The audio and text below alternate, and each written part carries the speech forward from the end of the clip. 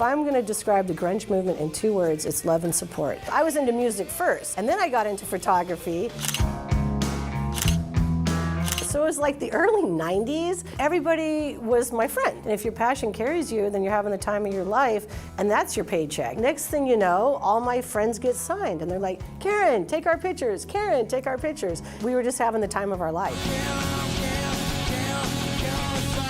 I do have this picture of Kurt Cobain, and I was on side stage, and it was at the Paramount, and I was the only photographer allowed to shoot that night, and he comes walking under this light. I just take this picture, and it's called Alone in the Fame. It's like the loneliness and the greatness of Kurt Cobain in one shot. My photos are very relational. It's like Chris Cornell looking at me and me looking at Chris Cornell. I don't want to take a picture. I want to capture their essence. I want to capture their beauty. I used to have her posters on my wall of Kurt Cobain, Pearl Jam, Alice in Chains growing up, and I didn't realize she's a local photographer. Hi.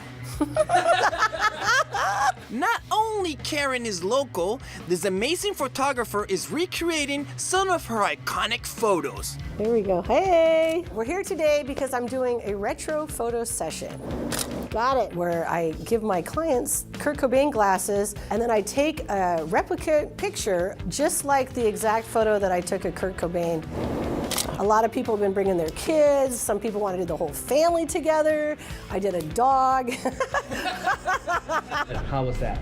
That was very fun. I've always followed her work. How cool would it be to have my son and Kurt Cobain having that same iconic photo side by side, shot by this same iconic photographer, signed at the bottom? Oh.